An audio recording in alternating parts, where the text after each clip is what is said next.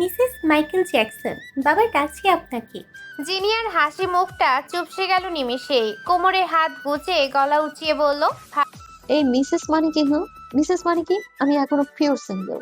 আপনিয়ে বলা শেষের কথাটা শুনে খিলখিলিয়ে হাসলো রাত্রি।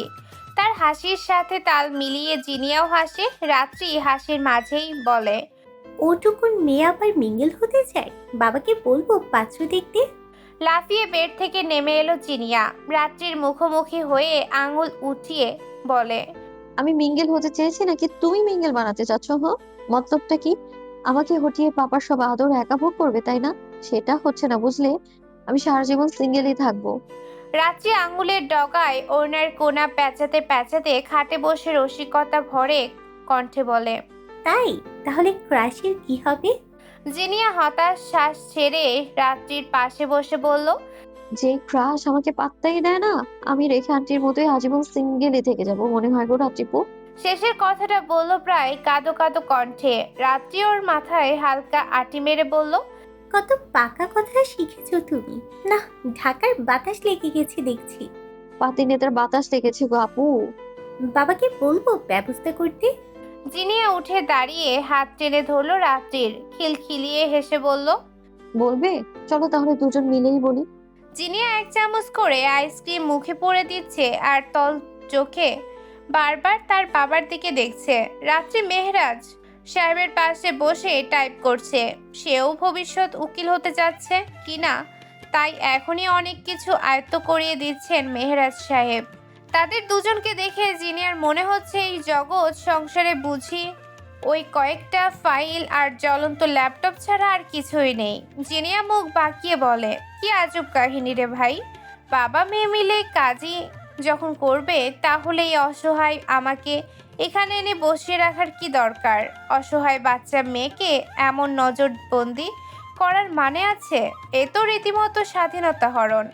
আচ্ছা, আমার কি তাহলে এদের বাবা মেয়ের বিরুদ্ধে কেস ঠুকে দেওয়া উচিত? এত দক্ষ উকিলের বিরুদ্ধে কেস লড়বে কে? আর যদি অ্যাডভোকেট পেয়েও যায় তাহলে পাপার বিরুদ্ধে কেস লড়ে তার জেতার সম্ভাবনা ঠিক কতটুকু? তার বিভোর চিত্রে ভাবনার ব্যাঘাত ঘটিয়ে মেহেরাজ সাহেব বলে ওঠেন, সাবধানে যাও, আইসক্রিম দিয়ে সবটা টি শার্ট মাখিয়ে ফেলেছো তো। মনোযোগ কোথায়? জিনিয়া সন্নিত ফিরে পেয়ে তড়িঘড়ি তাকালে নিজের দিকে। আনমনেই চামচে তুলে আইসক্রিম আধা খেয়ে আধা গায়ে ঢেলে দিচ্ছিল সে। বুকের পাশে সাদা টি শার্টটি পিঙ্ক বর্ণ ধারণ করেছে তার। এই দৃশ্য দেখে ভয়ে ভয়ে ওপরে চোখ তুলে তাকালো সে। মনের মধ্যেই নিজেকে প্রস্তুত করে নিল বাবার কাছে রাম ধমক খাওয়ার জন্য। কিন্তু তাকে অবাক করে দিয়ে মেহরাজ সাহেব নরম কণ্ঠে বললেন, এতটা ছোট তো তুমি নও জিনি, যতটা বাচ্চা সুফল তোমার কর্ম। একটু সিরিয়াস হও এবার। জিনিয়ার মুখটা কালো হয়ে গেল। বকা দিলে তাও হজম হয়, এমন ইমোশনাল কথাবার্তা তার ভুলেও হজম হয় না, উল্টো বদ হজম হয়ে যায়। ওর মুখটা ছোট হয়ে গেছে দেখে রাত্রির মনটা আনচান শুরু করে দিল। যাই হোক, জিনিয়ার সব বিষয়ে সে খুবই সেন্সিটিভ। রাত্রির দিকে জিনিয়া তাকাতেই রাত্রি ইশারা করতে থাকে, ইটস ওকে, মন খারাপ করো না, আমি দেখছি। জিনিয়া সেদিকে দেখে মনটা সত্যি ভালো হয়ে গেল। তাকে আশকারা দিতে তার রাত্রিপু আছে তো। আর তার আর এত চিন্তা কিসের? তাদের দুজনের চোখাচোখি অবশ্যই চোখ এড়ায়নি মেহরাজ সাহেবের। তিনি মাথা নিচু করে দুদিকে ঝাঁকালেন, অতঃপর ছোট্ট শ্বাস ফেলে আবার উপরে তাকালেন। জিনিয়াকে উদ্দেশ্য করে বললেন, তোমাকে কাল থেকে কলেজে যেতে হবে না, তুমি হোম স্টাডি করবে কিছুদিন। ওনার কথায় যেন দুজনের বেশ ঝটকা লাগে। হঠাৎ এমন কারফিউ জারি।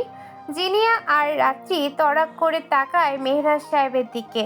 জিনিয়া কিছু বলতে গেলেই তার আগে মেহরাজ সাহেব বলেন, কোনো কথাই শুনতে চাই না জিনি, শুধু মনে রাখবে পাপা যা করবে তোমাদের দুজনের ভালোর জন্যই করবে, ওকে? জিনিয়া আবারও চুপসে গেল। তার মনের অবস্থা করুণ। এ কেমন কথা হলো? বলা নেই কওয়া নেই, তাকে ঘরবন্দি করে দিল। পরপর ভাবলো, ঘরবন্দি করেনি তো, কলেজ বন্দি করেছে। সে ফটাফট জিজ্ঞেস করলো, কলেজ ছাড়া সব জায়গায় যাওয়া যাবে? অবাক হলেন না মেহরাজ সাহেব। তার অতি উৎসাহী মেয়ের প্রশ্ন আর কৌতূহল শেষ হয় না। সেটা তার জানা কথা। তিনি আবারও ফাইলে মুখ গুজে বললেন, বাসার বাইরে পা রাখা নিষিদ্ধ। রাত্রির কপাল কুঁচকে এলো। বিশাল কিছু ঘটেছে, সে আশঙ্কা জাগলো মনে। কিন্তু জিনিয়া সেসব বুঝতে নারাজ। সে যেন এবার গর্জে উঠল। কি? কেন? আমাকে তুমি কি বন্দি করে দিতে চাচ্ছ পাপা? কিন্তু আমার অপরাধটা কি? কি করলাম আমি? মেহরাজ সাহেব চোখ তুলে তাকালেন, ভাবলেশীন কণ্ঠে বললেন, এত কিছু জেনেও তোমার কোনো কাজ নেই, রুমে যাও। কিন্তু আবারও শক্ত কণ্ঠের জবাব। যাও। সকালের সূর্য চেতনা জাগিয়ে উঠে পড়েছে পূব আকাশে। ঘরময় উত্তপ্ত হয়ে উঠেছে ধীরে ধীরে। নিজের স্বভাব সুলভ গতানুগতিক ভাবেই 11টায় ঘুম ভাঙল জেনিয়ার। আর মোড়া ভেঙে গলায় ওড়না পেঁচিয়ে গুটি গুটি পায়ে নিচে নেমে আসতে লাগলো সে। গতরাত থেকেই মেজাজ তুঙ্গে। তাকে খামোকা বাসায় বন্দি করা হয়েছে, আর জবাবদিহিতাও করেনি। সে কি পুতুল নাকি? যা খুশি চাপিয়ে দিলেই হলো। ভাবনা সুতা লম্বা হচ্ছে তো হচ্ছে, কিন্তু সমাধান পাওয়া যাচ্ছে না। ঘুম ঘুম আধখোলা চোখ নিয়ে এলোমেলো পায়ে সিঁড়ি ভেঙে নামতেই শক্তপোক্ত পুরুষালী দেহের সাথে সজোরে ধাক্কা খেয়ে টাল মাতাল হয়ে প্রায় পড়ে যাচ্ছিল। তখনই থাবা মেরে তার হাত টেনে ধরল কেউ। পড়তে পড়তেও বেঁচে গেল এই যাত্রায়। সোজা হয়ে চোখ মেলতেই জিনিয়া দেখল তার দিকে বিরক্তি মাখা চাহনি দিয়ে তাকিয়ে আছে দিগন্ত। চাপা সরে কিটিমিটিয়ে বলল, এই মেয়ে, দেখে চলতে পারো না? এমনিতে মেজাজ তুঙ্গে, তার উপর অহেতুক ধমক খেয়ে জিনিয়ার রাগ বেড়ে গেল কয়েক গুণ। চেঁচিয়ে বলে উঠল, আশ্চর্য, সবসময় এই মেয়ে কেন করেন? আমার নাম নেই। হঠাৎ জিনিয়া এমন রেগে যাওয়ায় একটু যেন অবাক হলো দিগন্ত। সেই অবাক করা অনুভূতি লুকিয়ে কুঞ্চিত কপালে বলল, ভদ্রভাবে নাম নিয়ে ডাকার মতো পরিস্থিতি তুমি মেনটেন করো? জিনিয়া হেসিয়ে বলে। আপনি কি আমাকে অভদ্র বলতে চাচ্ছেন নাকি? তুচ্ছ হাসলো দিগন্ত, শ্লেষাত্মক কণ্ঠে বলল, আমি তো ভেবেছিলাম মাথায় বুদ্ধি একেবারেই নেই। এখন তো দেখছি অল্প স্বল্প আছে। যাক, জেনে ভালো লাগলো। অবাক হয়ে গেল জিনিয়া। মানে এই এই আপনি আপনি আমাকে সত্যি অভদ্র বলছেন? সেই দিনও ইনডিসিপ্লিন বলেছেন। দিগন্ত যেন জিনিয়াকে এমন অপমানিত বোধ করাতে পেরে যুদ্ধে বিজয়ী হওয়ার আনন্দ অনুভব করলো। দাঁত কেলিয়ে হেসে বলল, বাহ, আমি তো রীতিমতো অবাক হয়ে গেলাম। ব্রেনে তো আছে কিছু। যাক, একেবারেই অকাজের নাও। পাপা, সোফার সামনে ফ্লোরে হাত পা ঝুড়িয়ে শুয়ে আছে জিনিয়া। দৃষ্টি তার সিলিংয়ে আঁকা লতা পাতাগুলো গুনছে আর বিড়বিড় করে দিগন্তকে বকছে। বিরক্তি তার সহ্যসীমা লঙ্ঘন করেছে মনে হয়। কিন্তু পোড়া কপাল তার। বাড়ির সবচেয়ে ছোট সদস্য হওয়ার দরুন তার তপ্ত মেজাজের লাভাটুকু দিয়ে কাউকে ঝলসে দিতে পারছে না। ক্রোধান্বিত হয়ে দিগন্তকে এক নাগাড়ে কত কি যে বলছে। সকাল সকালে মেজাজের মা বোন এক করে দিয়ে হাপিস হয়ে গেল ছেলেটা। রোজ রোজ মুখ তুলে এখানেই চলে আসে। আরে বাবা, তুই আসবি তো আয়, তাতে আমার কি? কিন্তু না, যতবার দেখা হবে ততবারই আজে বাজে কথা বলে চলে যায়। যবে থেকে দেখা হয়েছে তবে থেকেই এই হাল। সব দোষ তোর জিনিয়া। তুই কেন যে পরি উপকার করতে গেলি? হ্যাঁ, তোর এত কিসের কিউরিসিটি? ও বেটা মরুক বাচক, না হয় রসাতলে যাক, তাতে তোর কি? হ্যাঁ, ভাবনার মাঝে মনে পড়ে গেল কিছু একটা। তড়াক করে উঠে বসলো। এলোমেলো চুলগুলো সব এসে আছড়ে পড়েছে মুখের উপর। এই সময় এদিকটা ক্রস করেছিল দিগন্ত আর মুয়াজ জিনিয়াকে দেখে ঠোঁট টিপে এক চিলতে হাসলো। কিউট। মুয়াজের মৃদু স্বরে উচ্চারিত বাক্যটা শুনে দিগন্ত এবার ফোন থেকে চোখ সরিয়ে জিনিয়ার পানে দৃষ্টিপাত করলো। বাচ্চা বাচ্চা একটা চেহারা, শুধু কিউট নয় বরং বলা যায় কিউটের ডিব্বা। হাত দিয়ে চোখের সামনে এলোমেলো চুলগুলোকে গোছাতে চাইলো মেয়েটা। দিগন্ত যেন বিমোহিত হচ্ছে, ডুব দিচ্ছে ভুবন ভুলানো সেই মুগ্ধতায়। কিন্তু সে মুগ্ধতা বেশিক্ষণ আর স্থায়ী হলো না। বুকের কাছে টি শার্টে চোখ পড়তেই মোহিত চোখ জোড়া বিস্মিত আর সন্দেহভাজন হয়ে উঠল। দিগন্ত চোখ সরু করে তাকালো। সহসাই মনে প্রশ্ন জাগলো, সাদা টি শার্ট এদিকে গোলাপি হয়ে আছে কেন? উত্তর খোঁজার আর আগ্রহ জাগলো না তার। সবটুকু মুগ্ধতা হাওয়ার সাথে উড়ে গিয়ে মিলিয়ে গেল বায়ুমণ্ডলে। তিক্ত স্বরে বলল, ক্লামসি। শব্দটুকু উচ্চারণ করে আবারও ফোনে মনোনিবেশ করল সে। মুয়াজ দিগন্তকে উদ্দেশ্য করে বলল, আজ তো তেমন কোনো কাজ নেই, তুই বরং আজ আমাকে ছুটি দে। আমি আজকের দিনটা নিজের মতো কাটাতে চাই। মুয়াজের এমন প্রস্তাবে কপাল কুঁচকে তার দিকে দৃষ্টিপাত করলো দিগন্ত। তুই ছুটি চাইছিস? আসলে আমি কি ঠিক শুনছি? মুয়াজ বুঝলো দিগন্ত তাকে খোঁচা দিতে চাচ্ছে। সে চোখ ঘুরিয়ে বলল, ছুটি না দিলেও আমি নিয়ে নিচ্ছি। দিগন্তের নড়চড় নেই, আগের মতোই মুয়াজের দিকে তাকিয়ে আছে। মুয়াজ হাতের ফাইলগুলো দিগন্তের দিকে ধরিয়ে দিয়ে বলল, বাই বাই স্যার, আবার দেখা হবে রাতে। খালি চাকরি করলেই তো হবে না, বেতন দিয়ে বাড়ি বানালে সেখানে থাকার মালিকানাও তো লাগবে। কথাগুলো বলে আর দাঁড়ায় না সে। এদিকে দিগন্তের মাথায় যেন সব ঘোল পাকিয়ে যাচ্ছে। মুয়াজ এগিয়ে গেল কয়েক কদম, জিনিয়ার সামনে গিয়ে দাঁড়ালো। হাঁটু মুড়ে জিনিয়ার সামনে বসতে বসতেই মুয়াজ বলে ওঠে, হ্যালো প্রিন্সেস। জিনিয়া নিষ্প্রিয় ভঙ্গিতে তাকালো মুয়াজের দিকে। বিষাদ ভরা কণ্ঠে তপ্ত শ্বাসের মিশ্রণে বলল, হাই ভাইয়া। মুয়াজ গম্ভীর দৃষ্টিতে তাকালো জিনিয়ার দিকে। মেয়েটির মুখটাতে যেন আশার নেমেছে, যে কোনো সময় বর্ষণ শুরু হতে পারে।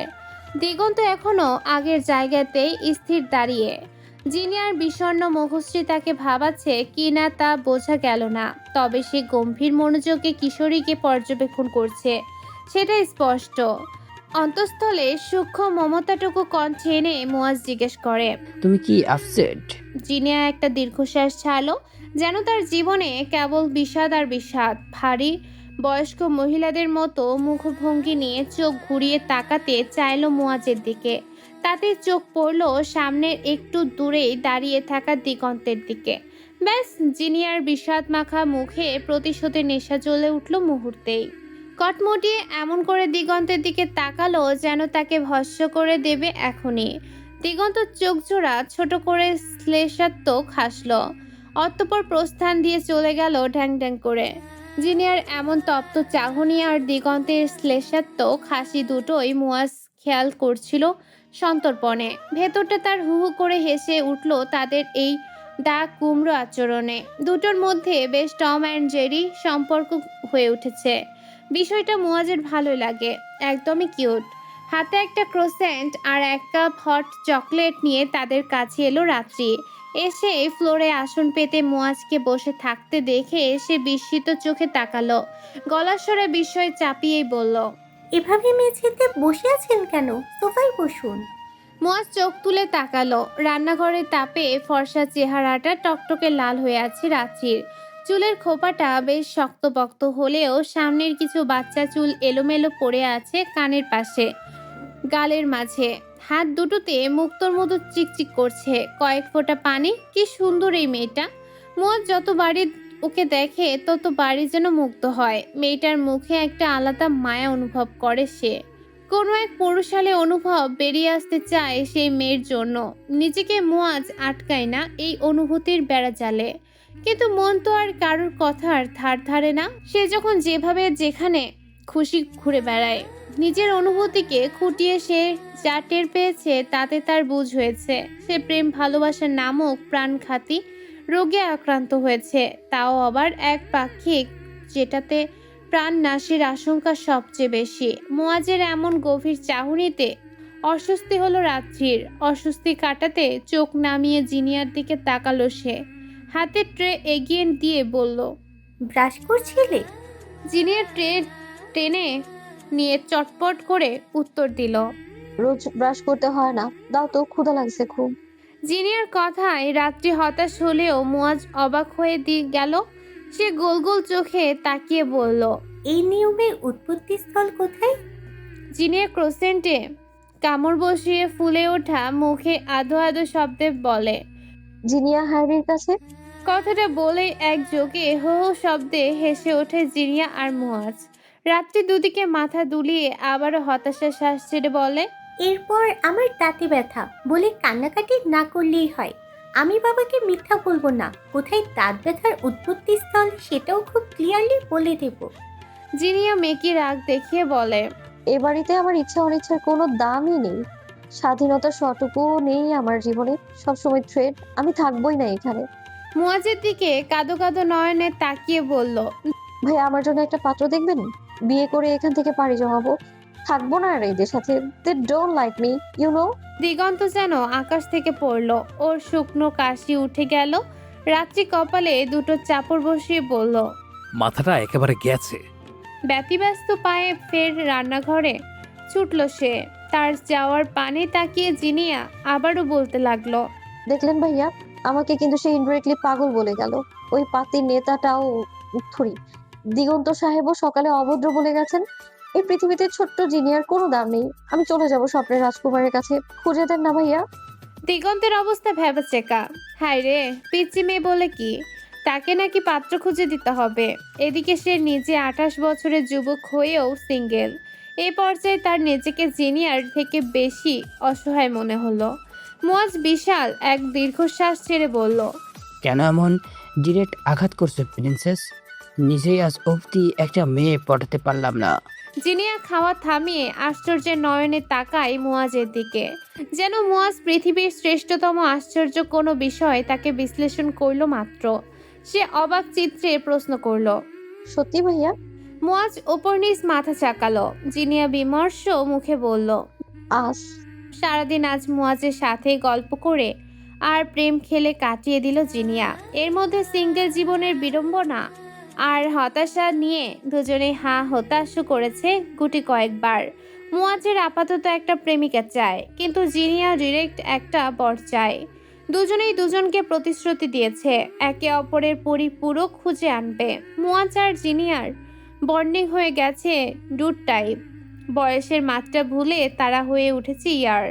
পার্টি অফিসে দিগন্তের জন্য বরাদ্দ কেবিনটা আজ অন্ধকারে ডুবে আছে।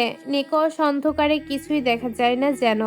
পুরো রুমময় বিধিয়ে আছে নিকোটিনের তীক্ষ্ণ গন্ধে। কোনো সুস্থ মানুষ ঢুকলে মাথা ঘুরিয়ে যাবে নিমিষেই।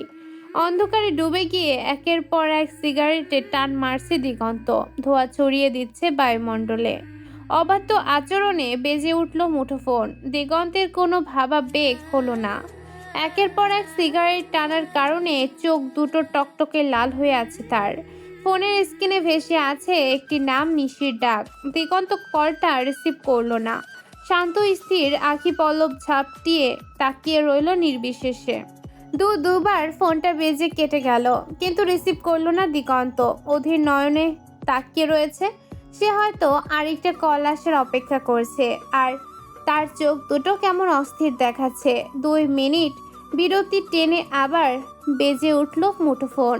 এবারে ঝটপট রিসিভ করলো দিগন্ত। তার হাতের গতি দেখে মনে হলো যেন সে কেবল এই একটি কলেরই অপেক্ষা করছিল। শুনলাম আপনি আজকাল খুব উঠছেন। দিগন্ত চেয়ারে হেলে বলল, ঠোঁটের কোণে ফুটল রহস্যময় হাসি। সিগারেটে টান বসালো সে, মৃদু কণ্ঠে বলল, ডানা আছে তো উঠতে বাধা কিসের? ওপাশে নীরা কণ্ঠ বলে ওঠে, কি ব্যাপার, আজ বেশ শান্ত নরম কণ্ঠস্বর, মনটা ভালো বুঝি? বলা যায়। জিনিয়াকে ঘরবন্দি করতে সক্ষম হয়েছেন তাই? সেটা তুমি জানলে কিভাবে? নিশির ডাক সব জানে। আর কি জানে শুনি? ওপাশে ক্ষণকাল বিরতি, আবারও সে মেলি ঋণে গলার স্বর। আপনার দলের সিংহভাগ মানুষ সুযোগ সন্ধানী, কুরবান খা, মারাত্মক ভদ্রলোক, আরো অনেক কিছুই জানে সে। দিগন্ত অবাক হলো না মোটেও। এটা তার নিজেরও জানা কথা। মেয়েটাকে তার মোটামুটি চালাক মনে হয়েছে। এতটুকু জানতে পারা অসাধ্য কিছু নয় মেয়েটার জন্য। সে স্বাভাবিক কণ্ঠেই বলে, আমার পিছনে পড়লে কেন কিশোরী? কি চাও বলো। কয়েক সেকেন্ড নীরবতার পর ধীর কণ্ঠে জবাব দিল ওপাশের কিশোরী। আপাতত একটা সরি চাই। দিগন্তের কপাল কুঞ্চিত হয়, কিন্তু ঠোঁটের লেপ্টে থাকে এক শব্দহীন হাসি। কিসের সরি? নমনীয় হলো কিশোরীর কণ্ঠস্বর। কণ্ঠে বিষাদের সুর তুলে বলল, আপনার জানের মন খারাপ, তার মন ভালো করার জন্য সরি বলবেন। দিগন্ত নড়ে চড়ে বসলো। স্বাভাবিক কণ্ঠেই বলল, আমার কোনো জানপ্রাণ নেই। কিশোরীর চটপটে জবাব। আমি আছি, আমিই জান, আমিই প্রাণ। দিগন্তের চোখে মুখে অদ্ভুত কিছুর দেখা মিলল। তুমি আমার সম্পর্কে সব জানো। কার সাহায্য নিচ্ছ? কিসের তাগিদে জানছো? মেয়েটির আবেগহীন সোজা সাপটা উত্তর। এই প্রশ্নটা স্কিপ করছি, উত্তর করতে বড্ড আলসেমি লাগছে আমার। দিগন্ত হাই তুলে বলল, বলো, ভয় লাগছে। তাই একটু লাগছে, তবে একদম কুকড়ে যাওয়ার মতো লাগছে না। জান হতে চাও? হতে চাই মানে হয়ে গেছি। তাহলে সামনে এসো। বোকা নই আমি। ভীতু তুমি। ইস, এতদিনে এই মনে হলো। সামনে না এলে তাই মনে হবে। আসি তবে। এসব পারলে। হঠাৎ নীরবতা। উৎকণ্ঠা নিয়ে বলল মেয়েটি। গাড়ির কাছে কেউ আছে? চটপটে হাতে ল্যাপটপের একটা বাটন ক্লিক করতেই সামনে ভেসে উঠল পার্কিং এরিয়ার সিসিটিভি ফুটেজ। গাড়ির চাকার পাশে সিকিউরিটি গার্ডের ছেলেটা কিছু করেছে। নড়াচড়া স্পষ্ট বোঝা যাচ্ছে সে ভালো কিছু করছে না। দিগন্তের চোয়াল শক্ত হয়ে উঠল নিমিষেই। সে মৃদু স্বরেই বলল, তুমি সিসিটিভি ফুটেজও চেক করো তাহলে? ওপাশের মেয়েটা হাসলো বোধহয়। সামান্য হাসির শব্দ কানে বাজলো দিগন্তের।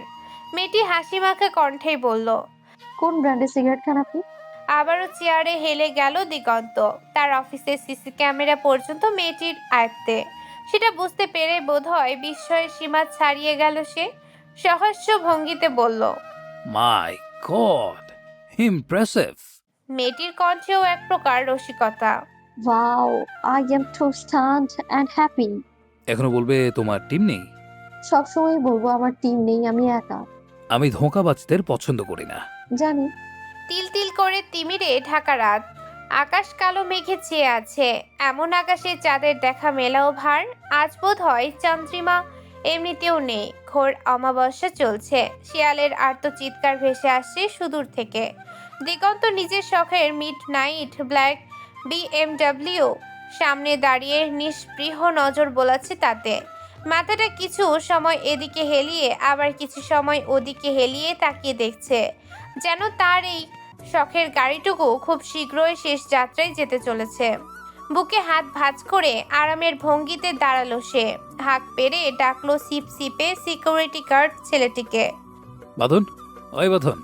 কোথা থেকে যেন ঝড়ের গতিতে দৌড়ে এলো ছেলেটা। সারা শরীর কেমন যেন কাঁপছে তার। চোখে মুখে ভয়ের ছাপ ভাসমান। দিগন্ত ভ্রু কুচকে তাকালো তার দিকে। সন্দেহ ভাজন কণ্ঠে বলল, কিরে এমন কাঁপাকাঁপি করছিস কেন? শীত লাগে তোর? জ্বর হয়েছে? বাঁধন ছেলেটার ভয়ের মাত্রা কয়েক গুণ বেড়ে গেল যেন। শুকনো ঢোক গিলে গলার কাঁপুনি থামানোর এক অহেতুক চেষ্টা চালালো সে।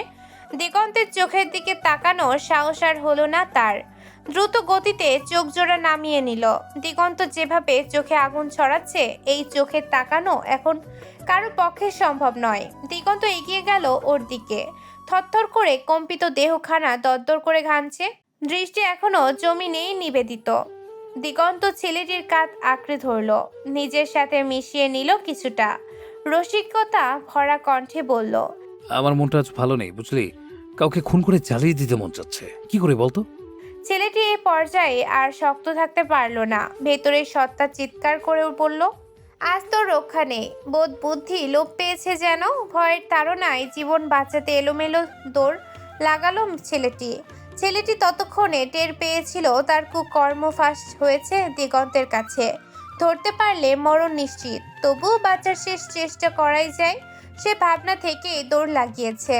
শ্লেষাত্মক হেসে হিংস্র নিঃশ্বাস ছেড়ে দিগন্ত আওড়ালো, ডানা কাটা পড়ি, আমি ডানা কাটা পড়ি। আজ এই দিগন্ত তোর ডানা ছাঁটবে। নিজের উপরে টিকিট কেটে দিলি, সো স্যাড। ছেলেটা গেট অবধিও যেতে পারল না। তার আগেই বাধা পড়ল দিগন্তের হাতে। টেনে হিঁচড়ে আছড়ে ফেললো মাটিতে। খসখসে ঢালাই করা রাস্তায় পড়তেই হাতের পাশটা ছিলে গেল ছেলেটার। হাতের সাহায্যে কিছুটা পিছিয়ে গেল ছেলেটা। ভয়ের তাড়নায় তার মুখাবয়ব কুঁকড়ে এসেছে। দিগন্ত ঝুঁকে এসে হাঁটু গেড়ে বসলো ওর সামনে। আতঙ্কের শুকনো ঢোক গিল ছেলেটা। দিগন্ত কণ্ঠস্বর শীতল করে বলল, পালাচ্ছিস কেন? পালিয়ে লাভ আছে? কাতর চোখে ছলছল জল ছেলেটির। খুব বেকায়দায় পড়েছে, চেহারায় তাই স্পষ্ট। দিগন্ত কপাল কুচকালো, নিম্নস্বরে বলল, তোকে আমি কিছু বলেছি? ছেলেটার কোনো উত্তর নেই, থরথর করে কাঁপছে শুধু। দিগন্ত আবারও চেঁচিয়ে বলল, উত্তর দে। ভয়ের চোটে ছেলেটা দুদিকে মাথা দোলালো, বোঝাতে চায়। না। তাহলে পালাচ্ছিস কেন? ছেলেটি হয়তো কিছুটা সাহস ফিরে পেয়েছে। শুকনো গলায় একবার ঢোক গিলে নিয়ে বলল, আপনি নির্বাচন থেকে সরে দাঁড়ান। বাঁকা হাসলো দিগন্ত, ভ্রু নাচিয়ে জিজ্ঞেস করলো, না নিলে? মরবেন। আচ্ছা, কে মারবে? তুই? কুরবান স্যার আপনারে চিন্তা রাখবেন না। ওনার পাওয়ার সম্বন্ধে আপনার ধারণা নাই। আপনি কোনোদিন জিততে পারবেন না। মেজাজে রফা দফা হলো এতক্ষণে। সপাটে কয়েকটা ঘুষি চালিয়ে দিল ছেলেটির মুখশ্রীতে। ঠোঁটের কোণ ফেটে গড়িয়ে পড়ল কয়েক ফোঁটা তরতাজা টকটকে রক্ত। রাগে সারা শরীর কাঁপছে দিগন্তের, কপাল বেয়ে পড়ল কয়েক ফোঁটা ঘাম। ছেলেটার কলার চেপে নিজের দিকে টেনে আনলো দিগন্ত। চোয়াল শক্ত করে হিসিয়ে বলল, শালা হরামের দল, আমার খেয়ে আমার পরে আমার ডেরাতে উৎপাতা। আমি জিতবো না, তোর বাপ জিতবে? এত কনফিডেন্স থাকলে আমার পিছনে তোর মতো এক কুত্তা ছেড়েছে কেন? শালা শুয়োরের জাত। ছেলেটির ভেতরের অন্ধভক্ত সত্তাটি তড়াক করে জ্বলে উঠল যেন। গলায় তেজ টেনে বলল, আপনি খালি দিছেন, জানলে কুরবান খা আপনার জান লইয়া লইব। কথাটা বলতে দেরি হলেও ছেলেটির নাকে মুখে আরো কয়েকটি ঘুষি পড়তে দেরি হয়নি। ব্যথায় গঙিয়ে উঠল ছেলেটি। দিগন্তের হাতের শিরাগুলো নিমিষেই দৃশ্যমান হয়ে উঠল। এক হাতে গলা টিপে ধরল ছেলেটির, এতটাই চেপে ধরেছে যে চোখ বেরিয়ে আসার জোগাড়। বজ্রকণ্ঠে চেঁচিয়ে দিগন্ত বলে উঠল, ডাক ডাক তোর বাপকে, তোর সাথে ওরও একটা ব্যবস্থা করে দিই। বহুদিন বেঁচেছে পৃথিবীতে, সেজন্যই পাখা গজিয়েছে। ছেলেটির কাশি উঠে গেল। জমের দুয়ারে যেতে আর কয়েক সেকেন্ড আছে হয়তো। তখনই হাত আলগা করে দিগন্ত ছেড়ে দিল ছেলেটাকে। মাথার চুল টেনে পেছনে হেলিয়ে ধরল মুখটা। তপ্ত গলায় জিজ্ঞেস করলো, গাড়ি গেছে কি করছিলি? ছেলেটার উত্তর নেই। দিগন্ত নাকে মুখে আরেকটা ঘুষি লাগিয়ে দিল ছেলেটার। তবুও ছেলেটার মুখ খুলল না। মাথাটা টলে উঠল ছেলেটির। হয়তো যে কোনো সময় জ্ঞান হারাবে। চেহারাটা রক্তাক্ত হয়ে বীভৎস রূপ ধারণ করেছে। দিগন্ত আবারও হুঙ্কার ছেড়ে বলল, বল কি করছিলি? এবারেও মুখ কুলুপ এঁটে আছে ছেলেটা। দিগন্তের আর ধৈর্য সইল না, উঠে দাঁড়ালো সে। মুখ খুলবি না তো? ঠিক আছে, তাহলে চিরতরে মুখটা বন্ধ করার ব্যবস্থা করি। কথাটুকু শেষ করে পকেট থেকে পান বের করলো দিগন্ত। বন্দুকের নল ছেলেটার কপালে ঠেকানোর আগেই ছেলেটা আবার বলল, আমি মরলেও সমস্যা নাই, তুইও মরবি সা। একটা ট্রিগার শট আর ছেলেটার খেল খতম। রক্তাক্ত মৃতদেহ পড়ে আছে সামনে। দিগন্ত দুই আঙুলে কপালে স্লাইড করছে।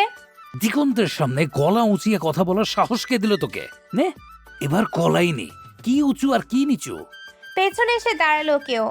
শক্ত পুরুষালী কণ্ঠে আওড়ালো, শিট, লেট করে ফেললাম।